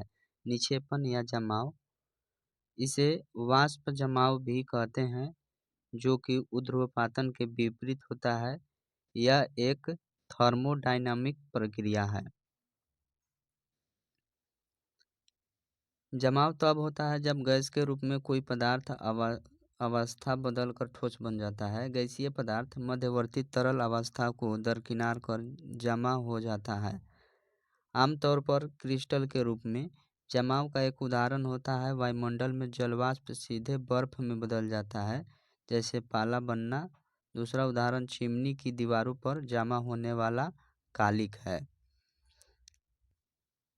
अगला प्रश्न है, पी.आर. श्रीजेश और सबिता पुनिया ने समान खिताब जीते, किस खेल से संबंधित है? तो सही आंसर है हॉकी। पी.आर. श्रीजेश और सबिता पुनिया हॉकी से संबंधित है। पी.आर. श्रीजेश का पूरा नाम परतु रविंद्रन श्रीजेश है। इनका जन्म केरल में हुआ है। हॉकी विश्व कप पुरुष 2023 का खिताब जर्मनी ने बेल्जियम को हराकर जीता। यह कलिंगा स्टेडियम उड़ीसा में खेला गया। हॉकी में एक टीम में 11 खिलाड़ी होते हैं। अगला प्रश्न है, रुधिर कणिका जो रक्त के थक्का निर्माण में सहायक है। तो इसका सही आंसर होता है प्लेटलेट। प्लेटलेट रक्त के थक्का निर्माण में सहायक होती है। शरीर के किसी अंग के कट या फट जाने से रुधिर प्लेटलेट्स अधिक संख्या में एकत्र होकर आपस में चिपक जाते हैं एवं रुधिर स्राव को बंद कर देते हैं। अगला प्रश्न है, जब संवैधानिक संशोधन का विधेयक राष्ट्रपति के पास जाता है तो वह अपनी स्वीकृति प्रदान करने के लिए बाध्य हो जाते हैं। ऑप्शन डी इसका सही आंसर है। जब संवैधानिक संशोधन का विधेयक राष्ट्रपति के पास जाता है तो वह अपनी स्वीकृति प्रदान करने के लिए बाध्य है। 24वां संविधान संशोधन अधिनियम 1971 भारतीय संविधान के अनुच्छेद 368 में संविधान संशोधन के लिए औपचारिक प्रक्रिया बताई गई है, जिसके विभिन्न चरण हैं। संशोधन का प्रस्ताव संसद के दोनों सदनों में से किसी में भी प्रारंभ किया जा सकता है। संविधान संशोधन के मामले में संयुक्त बैठक का कोई प्रावधान नहीं है। दोनों सदनों में विशेष बहुमत, कुल सदस्य संख्या के आधे या आधे से अधिक तथा उपस्थित व मतदान करने वाले सदस्यों के 2/3 या अधिक सदस्यों के समर्थन से ही संविधान संशोधन विधेयक पारित हो सकता है। ऐसे विधेयक का दोनों सदनों में पृथक पृथक पारित होना जरूरी है। संविधान संशोधन विधेयक को प्रस्तुत करने के लिए राष्ट्रपति की पूर्वानुमति की आवश्यकता नहीं होती है। अगला प्रश्न है, भारत में नागरिक उड्डयन मंत्रालय द्वारा हाल ही में विमानन क्षेत्र में विनियमों को बढ़ाने के लिए कौन सा विधेयक पेश किया गया है? तो इसका सही आंसर है विमान मसौदा अधिनियम 2023। विमान मसौदा अधिनियम ड्राफ्ट एयरक्राफ्ट एक्ट 2023 नागरिक उड्डयन मंत्रालय द्वारा लाया गया है। इसके अंतर्गत विमानन क्षेत्र से संबंधित नियमों के लिए एवं सरलीकृत दृष्टिकोण लागू किया जाएगा। यह एक्ट मौजूदा विमान अधिनियम 1934 का स्थान लेगी। वर्तमान में भारत के विमान मंत्री ज्योतिरादित्य सिंधिया है। अगला प्रश्न है, ऊष्मागतिकी के द्वितीय नियम का तात्पर्य है कि किसी ऊष्मा इंजन की दक्षता 100% नहीं हो सकती है। ऑप्शन बी इसका सही आंसर है। अगला प्रश्न है, निम्न में से किस कारण से मांगी गई मात्रा में वृद्धि व कमी होगी? तो इसका सही आंसर है ऑप्शन ए, संबंधित वस्तुओं की कीमत में परिवर्तन। अगला प्रश्न है, भारतीय संविधान का कौन सा अनुच्छेद राष्ट्रपति को जानकारी देने के संबंध में प्रधानमंत्री के कर्तव्य से संबंधित है? तो इसका सही आंसर होगा अनुच्छेद 78। भारतीय संविधान का अनुच्छेद 78 राष्ट्रपति को जानकारी देने के संबंध में प्रधानमंत्री के कर्तव्य से संबंधित है। भारतीय संविधान द्वारा अनुच्छेद 52 के माध्यम से राष्ट्रपति के पद का प्रावधान किया गया है और अनुच्छेद 61 राष्ट्रपति पर महाभियोग चलाने की प्रक्रिया अनुच्छेद 75 में है। प्रधानमंत्री की नियुक्ति राष्ट्रपति करेगा तथा अन्य मंत्रियों की नियुक्ति प्रधानमंत्री की सलाह पर राष्ट्रपति द्वारा की जाएगी। अनुच्छेद 73 में है संघ की कार्यपालिका शक्ति का विस्तार। अगला प्रश्न है, क्रिकेट विश्व कप 2023 फाइनल के संदर्भ में निम्नलिखित में से कौन सा सही है? भारत ने विश्व कप 6 विकेट से जीता। ऑस्ट्रेलिया ने विश्व कप 6 विकेट से जीता। दक्षिण अफ्रीका ने विश्व कप 6 विकेट से जीता। न्यूजीलैंड ने, तो इसका सही आंसर हो जाएगा बी, ऑस्ट्रेलिया ने विश्व कप 6 विकेट से जीता।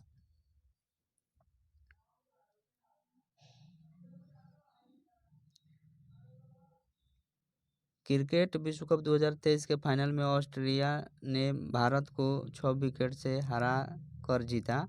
क्रिकेट विश्व कप पुरुष 2023 का फाइनल नरेंद्र मोदी स्टेडियम अहमदाबाद गुजरात में खेला गया।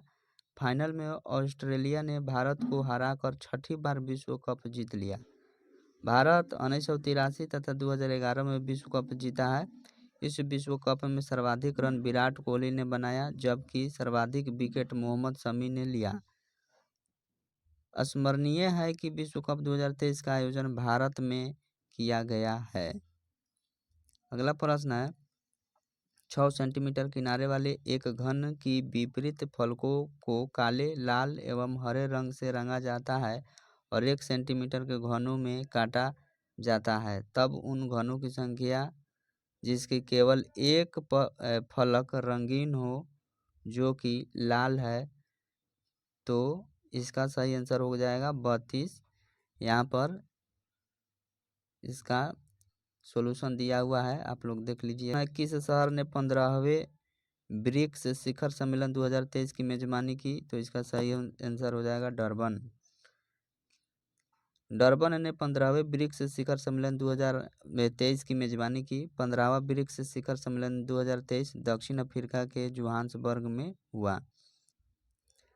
अगला प्रश्न है, पॉलीसाइथेमिया में किस प्रकार की कोशिकाओं की संख्या अधिकाधिक हो जाती है? तो इसका सही आंसर हो जाएगा एरिथ्रोसाइट्स, एरिथ्रोसाइट। अगला प्रश्न है, सोडियम यौगिक का नाम बताइए जिसका उपयोग कठोर जल को मृदु करने के लिए किया जाता है। तो इसका सही आंसर हो जाएगा ध्रुवन सोडा। ध्रुवन सोडा का उपयोग कठोर जल को मृदु करने के लिए किया जाता है। अगला प्रश्न है, निम्नलिखित में से किस संगठन ने सारथी मोबाइल ऐप लॉन्च किया है? तो इसका सही आंसर हो जाएगा सेबी। सेबी भारतीय प्रतिभूति और विनिमय बोर्ड द्वारा सारथी ऐप को लॉन्च किया गया है। उसका उद्देश्य शेयर बाजार में निवेश करने वाले निवेशकों को शिक्षित करना है। सेबी का गठन 12 अप्रैल 1988 को हुआ था तथा इसे वैधानिक मान्यता सेबी एक्ट 1992 द्वारा प्रदान किया गया। सेबी का अध्यक्ष माधवी पुरी बुच प्रथम महिला अध्यक्ष थी और सेबी का मुख्यालय मुंबई। सेबी के पहले अध्यक्ष डॉक्टर A.S. दवे थे। अगला प्रश्न है, CANSO civil air navigation services organisation Asia प्रांत सम्मेलन 2023 कहाँ आयोजित किया गया था? तो इसका सही आंसर है Bali, Indonesia. CANSO civil air navigation services organisation Asia प्रशांत सम्मेलन 2023 जो है बाली, इंडोनेशिया में आयोजित किया गया था। यह वैज्ञानिकी क्षेत्र से संबंधित है। अगला प्रश्न है, निम्नलिखित में से राज्य के उच्च न्यायालय के क्षेत्राधिकार हैं? तो प्रारंभिक क्षेत्राधिकार, अपीलीय क्षेत्राधिकार, निरीक्षण क्षेत्राधिकार और परामर्श संबंधी क्षेत्राधिकार, यानी कि इसका जो है राज्य के कह रहा है राज्य के उच्च न्यायालय यानी हाई कोर्ट। तो हाई कोर्ट में होता है प्रारंभिक क्षेत्राधिकार, उसके बाद अपीलीय क्षेत्राधिकार भी होता है, निरीक्षण क्षेत्राधिकार भी होता है। परामर्श संबंधी क्षेत्राधिकार जो है ये सुप्रीम कोर्ट का होता है, इसलिए 1 2 3 ये ऑप्शन सही है। अगला प्रश्न है सूची 1 को सूची 2 से मिलान कीजिए और दिए गए कूटों में से सही उत्तर का चयन कीजिए। तो ग्राम पंचायत का गठन है, एक समान नागरिक संहिता है, कृषि का पशुपालन है, न्यायपालिका और कार्यपालिका का पृथक्करण है। तो इसमें ग्राम पंचायत का गठन हो जाएगा अनुच्छेद 40 में। ठीक है, एक समान संहिता हो जाएगा, उसके बाद कृषि एवं पशुपालन है, न्यायपालिका है, यानी कि एक समान संहिता हो जाएगा 44 में, अनुच्छेद 44। और कृषि पशुपालन का हो जाएगा अनुच्छेद 48 और न्यायपालिका और कार्यपालिका का पृथक्करण हो जाएगा अनुच्छेद 50। यानी ग्राम पंचायत का गठन हो जाएगा 40 में, अनुच्छेद 40। एक समान नागरिकता संहिता हो जाएगा नागरिक संहिता अनुच्छेद 44 में, कृषि पशुपालन 48 और न्यायपालिका और कार्यपालिका का पृथक्करण हो जाएगा 50। अगला प्रश्न है निम्नलिखित में से कौन सा भारत के त्रिवर्तनिक विभाजन का भाग नहीं है। तो इसका सही आंसर है सिंधु गंगा ब्रह्मपुत्र मैदान। पश्चिम और पूर्वी घाट भारत के त्रिवर्तनिक विभाजन का भाग नहीं है।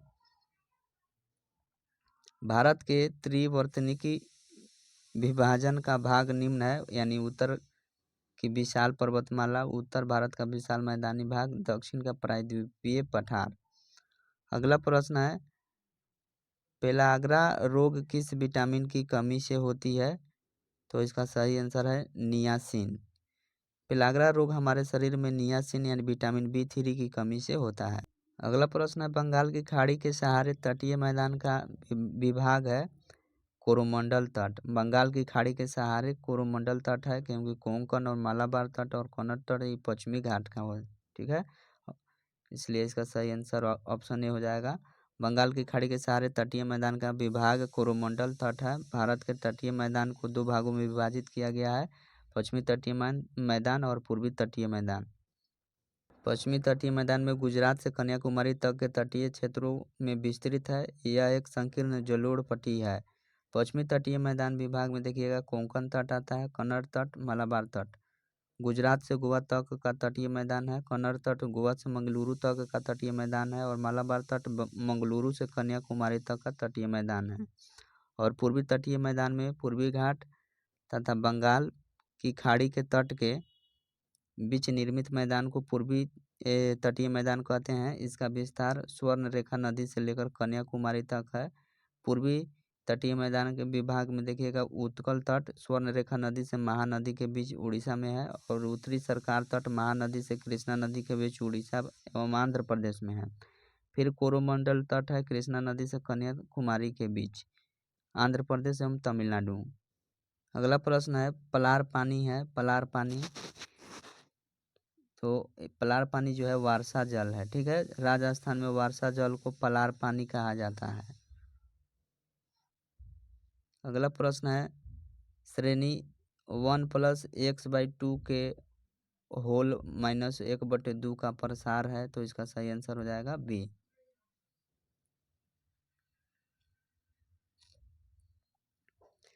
अगला प्रश्न है संविधान के किस अनुच्छेद के अंतर्गत भारत में निर्वाचन आयोग का गठन किया गया। तो इसका सही आंसर हो जाएगा अनुच्छेद 324। संविधान के अनुच्छेद 324 के अंतर्गत भारत में निर्वाचन आयोग का गठन किया गया है। भारतीय संविधान के भाग 15 में अनुच्छेद 324 से 329 तक निर्वाचन से संबंधित उपबंधों का उल्लेख किया गया है।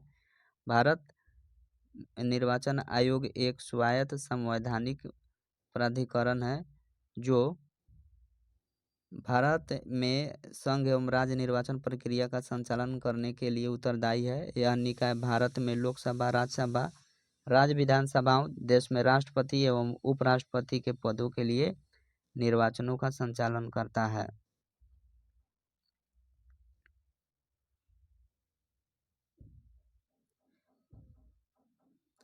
निर्वाचन आयोग के कार्य तथा कार्य प्रणाली है। निर्वाचन आयोग के पास यह उत्तरदायित्व होता है कि वह निर्वाचन का पर्यवेक्षण, निर्देशन तथा आयोजन करवाए। वह राष्ट्रपति, उपराष्ट्रपति, संसद, राज्य विधानसभा का चुनाव करवाता है।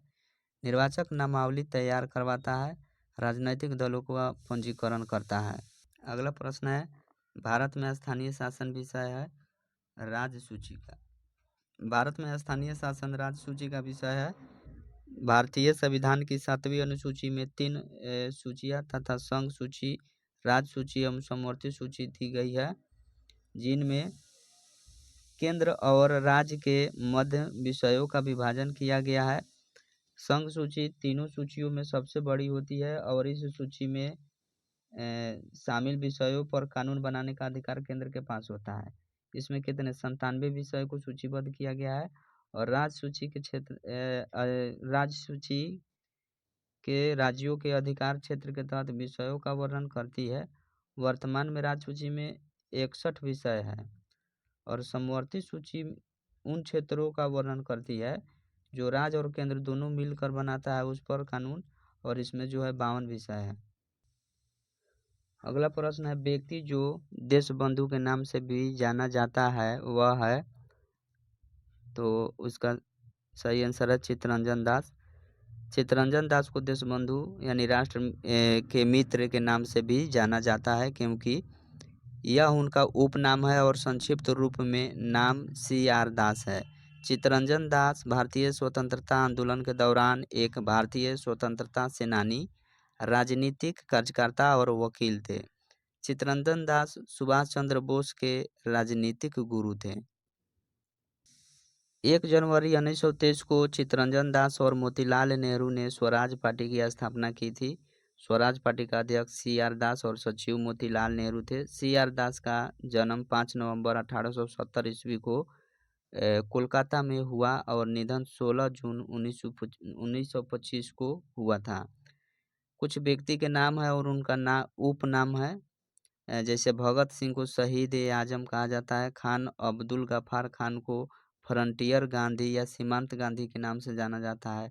वल्लभ भाई पटेल को लौह पुरुष या सरदार के नाम से जाना जाता है।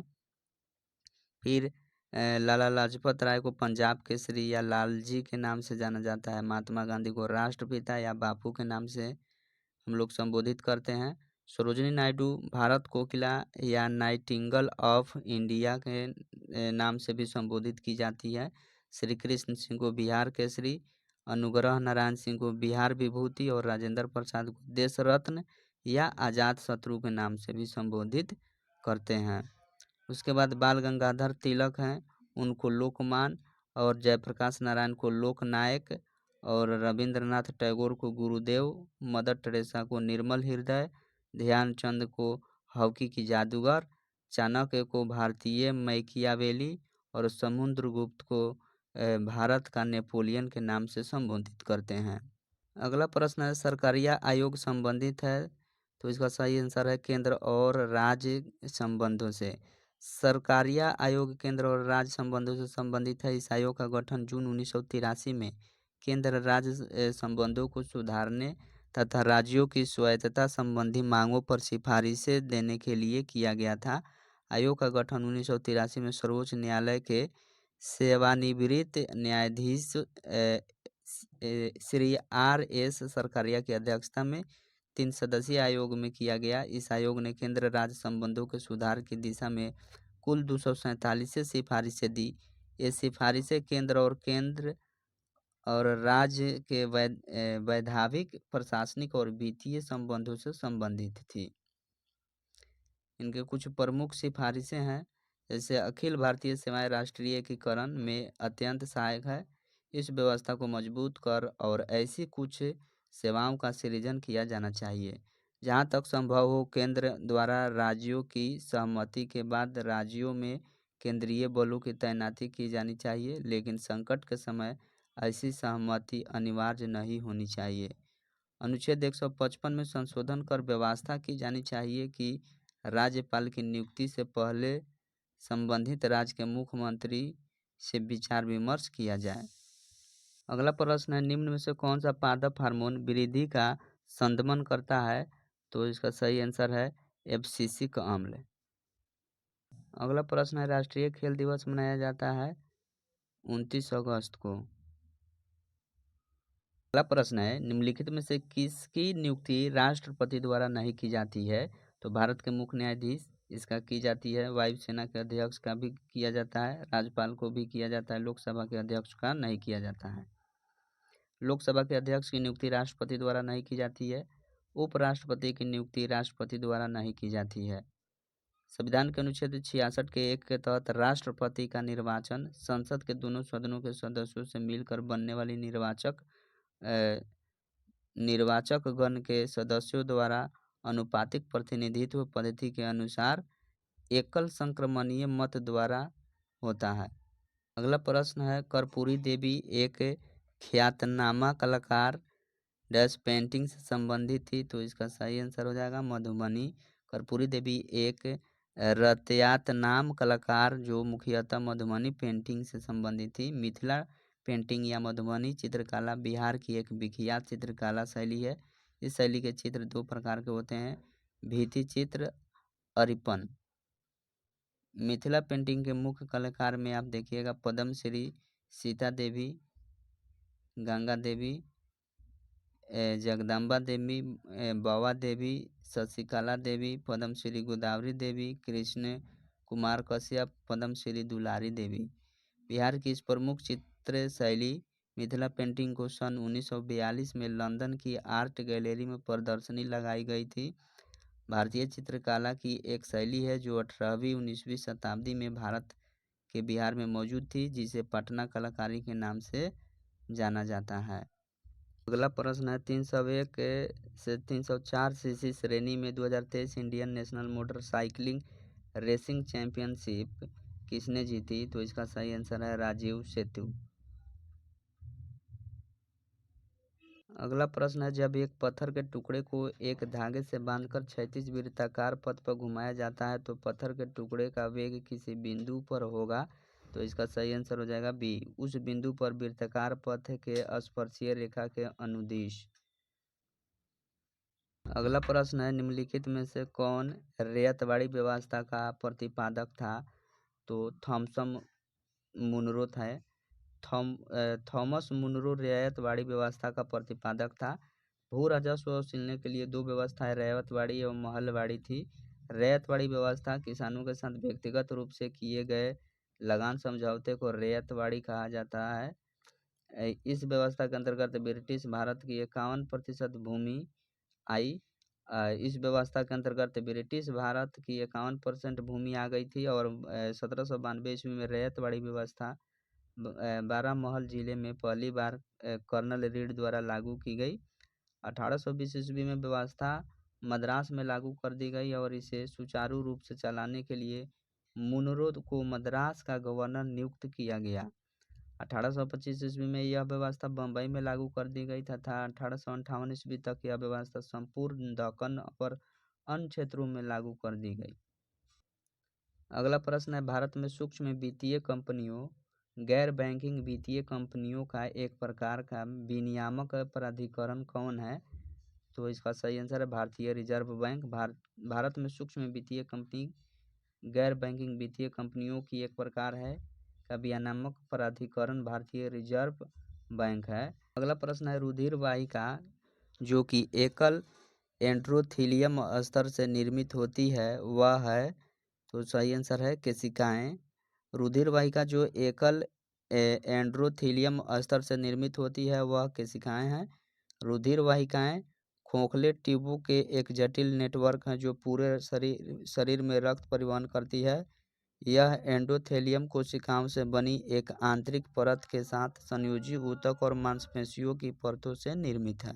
अगला प्रश्न है, DRDO का सर्वत्र क्या है? तो इसका सही आंसर है मोबाइल सेतु निर्माण सुविधा।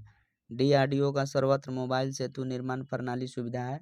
सर्वत्र अत्याधुनिक प्रणाली 8x8 टाट्रा वाहन पर बनाई गई है।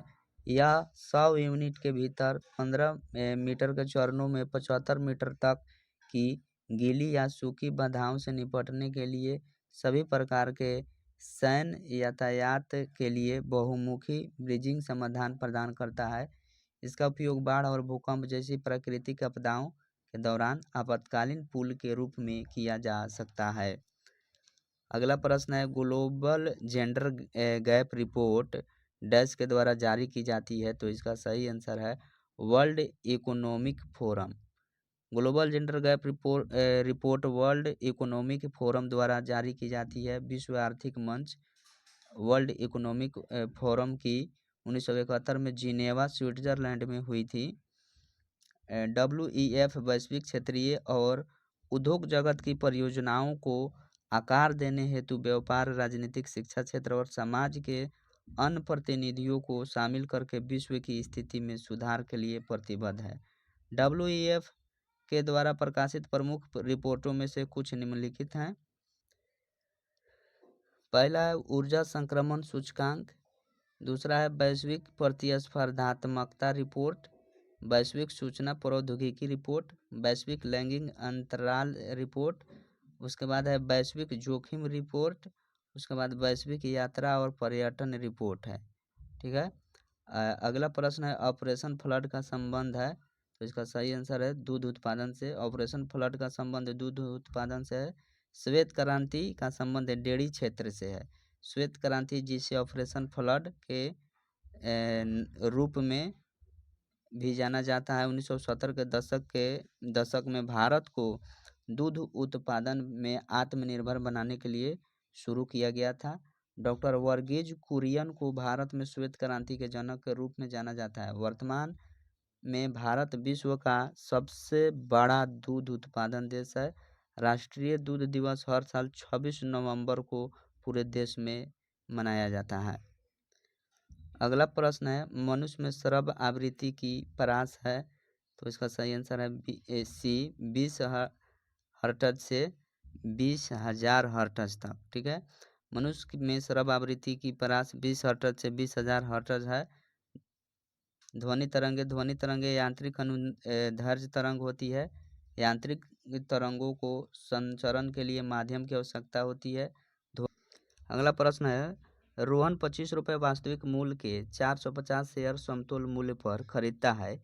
यदि वह वर्ष के अंत में 675 लाभांश प्राप्त करता है तो लाभांश की दर है, तो इसका सही आंसर है 6%। इसका यहाँ पर डिस्क्रिप्शन है, देख लीजिएगा। वीडियो लंबा हो रहा है इसलिए हम लोग थोड़ा जल्दी में हैं। अगला प्रश्न है सबसे अधिक प्रयोग करने वाली ज्वर रोधी दवा है, तो सही आंसर है पैरासीटामोल। ठीक है। पैरासीटामोल सबसे अधिक प्रयोग की जाने वाली ज्वर रोधी दवा है। पेनिसिलिन तथा एस्पिरिन भी ज्वर रोधी या पीड़ाहारी है, जबकि सैलिसिलिक एसिड एक पादप हार्मोन है। औसत कम अनुद्रव्यमान 1000 से 500 म्यू की रसायन होती है। जैव उत्प्रेरक का कार्य करने वाली प्रोटीनों को एंजाइम कहते हैं तथा जो प्रोटीन संचार व्यवस्था में निर्णायक होते हैं उन्हें ग्राही कहते हैं। निम्न में से कौन एक गैर सदस्य के रूप में संसद के किसी सदन में की कार्यवाही में भाग ले सकता है, तो इसका सही आंसर है भारत का महान्यायवादी। भारत का महान्यायवादी एक गैर सदस्य के रूप में संसद के किसी सदन की कार्यवाही में भाग ले सकता है। संविधान के अनुच्छेद 76 के अंतर्गत भारत के महान्यायवादी के पद का प्रावधान किया गया है। अगला प्रश्न है सूची 1 को सूची 2 से सुमेलित कीजिए। सूची 1 और सूची 2 को सुमेलित करना है। जैसे कालीबंगा है, कालीबंगा आपको हो जाएगा राजस्थान। उसके बाद में है सुरकोटडा है भूज कच्छ में। उसके बाद है कोट दीजी हो जाएगा सिंध, और बनावली हो जाएगा हरियाणा। ठीक है। तो इसका सही आंसर हो जाएगा 3, 1, 2 option B.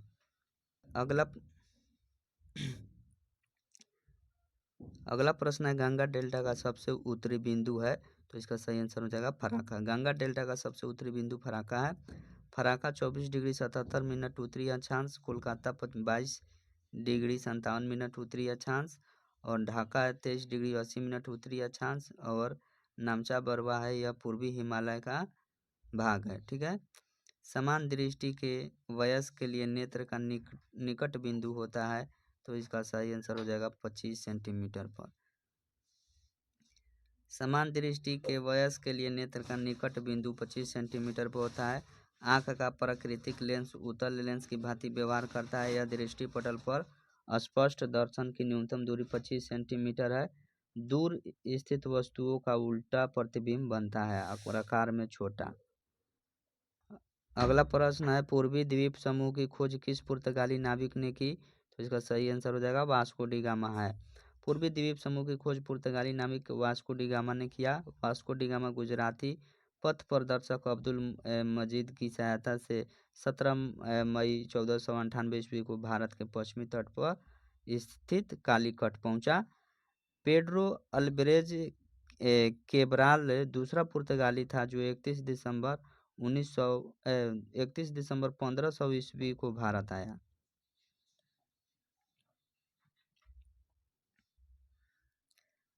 Vasco D gamma 1502 ईस्वी में पुनः भारत आया। पुर्तगाली भारत में सबसे पहले आए और 1961 ईस्वी में गोवा को छोड़कर सबसे अंत में गए। अगला प्रश्न है, सीमांत उपभोग प्रवृत्ति की परिभाषा है, तो इसका सही आंसर हो जाएगा triangle C by triangle Y. अगला प्रश्न है, दिहांग दर्रा भारत के डैश राज्य में स्थित है, तो इसका सही आंसर हो जाएगा अरुणाचल प्रदेश में। दिहांग दर्रा अरुणाचल प्रदेश में स्थित है। यहाँ कुछ दर्रा है और उसकी अवस्थिति दिया हुआ है, जैसे काराकोरम लद्दाख, देपसांगला लद्दाख, लानकला लद्दाख, चांगला लद्दाख, जारला लद्दाख, खारदुंगला लद्दाख, ये इम्पोर्टेंट है। काराकोरम दर्रा इम्पोर्टेंट है। जोजिला लद्दाख में है। बुरजिल जम्मू कश्मीर, पीर पंजाल जम्मू कश्मीर। फिर आप देखिएगा बनिहाल जम्मू कश्मीर में है और बारालाचा हिमाचल प्रदेश में है। शिव किला हिमाचल प्रदेश में है। रोहतांग हिमाचल प्रदेश में है। नीतिदारा उत्तराखंड, मानला मुलिंगला उत्तराखंड और जेलेपला सिक्किम में है। नाथुला सिक्किम में है। उसके बाद है बोमडीला है अरुणाचल प्रदेश में, दीफू अरुणाचल प्रदेश में, पांगसाऊ अरुणाचल प्रदेश और तुजू मणिपुर में है। ठीक है। अगला प्रश्न है, पादप जिसका उपयोग बायोडीजल के रूप में किया जाता है उसको पहचानिए और सही विकल्प को चुनिए। करंज है, महुआ है, जेट्रोफा है और अरंडी है। तो इस चारों का प्रयोग हम लोग बायोडीजल के रूप में करते हैं। ठीक है, इसलिए ऑप्शन डी इसका सही आंसर हो जाएगा। अगला प्रश्न है, हून किस भारतीय राज्य में बनाए जाने वाला एक सांस्कृतिक त्यौहार है? तो इसका सही आंसर हो जाएगा मणिपुर। अगला प्रश्न है, किसी वस्तु को बल व त्वरण के बीच का संबंध दिया जाता है? तो इसका सही आंसर हो जाएगा न्यूटन के गति के द्वितीय नियम द्वारा। अगला प्रश्न है, दुर्गावती जलप्रपात बिहार के किस जिले में स्थित है? तो इसका सही आंसर हो जाएगा कैमूर। दुर्गावती जलप्रपात बिहार के कैमूर जिले में स्थित है। यह जलप्रपात रोहतास एवं कैमूर के सीमा पर स्थित है। जब नदी की ढाल में अकस्मात परिवर्तन आने से नदी तीव्र वेग से गिरती है तो उसे जलप्रपात कहा जाता है। बिहार के कुछ प्रमुख जलप्रपात है, देखिए जलप्रपात जो है कर्मनाशा बक्सर में है। धुआं कुंड और जलप्रपात सासाराम में है। मझर कुंड है सासाराम। कोकुलत है नवादा। झियार कुंड जलप्रपात भोजपुर है और तेलहर कुंड जलप्रपात जो है कैमूर है। अगला प्रश्न है, एक खाली टैंक को ए 6 घंटे में तथा बी 8 घंटे में भरता है। यदि दोनों पाइप एक साथ खोल दिए जाए और 2 घंटे बाद पाइप ए बंद हो जाता है तो पाइप बी को शेष टैंक के भरने में कितना समय लगेगा? इसका सही आंसर हो जाएगा 3.1/3 घंटा। अगला प्रश्न है, दवाओं के आयात, नई दवाओं की मंजूरी और क्लिनिक परीक्षणों पर नियामक नियंत्रण रखना किसका मुख्य कार्य है? तो इसका आंसर हो जाएगा CDSCO। लास्ट प्रश्न है, निम्न में से कौन सा क्षेत्र सार्वजनिक क्षेत्र का उदाहरण है? तो इसका सही आंसर हो जाएगा रेलवे सार्वजनिक क्षेत्र का उदाहरण है। सार्वजनिक क्षेत्र में जो संगठन होते हैं उनकी स्वामी सरकार होती है और सरकार ही उनका प्रबंधन करती है। उदाहरण में रेलवे तथा डाक एवं तार विभाग आदि ये सब आते हैं। निजी क्षेत्र राष्ट्रीय अर्थव्यवस्था का एक हिस्सा है जो सरकार के स्वामित्व में नहीं है। वे कंपनियां या उद्यमियों के माध्यम से अपना संचालन करते हैं जो मुख्य रूप से लाभ कमाने और ग्राहकों की संतुष्टि पर ध्यान केंद्रित करते हैं। निजी क्षेत्र की कंपनियां आमतौर पर राज्य के स्वामित्व या नियंत्रण से मुक्त होती है, जैसे Reliance industry, Samsung, TISCO, Hindustan Unilever आदि। तो आज के लिए इतना ही, फिर मिलेंगे हम लोग अगले वीडियो में।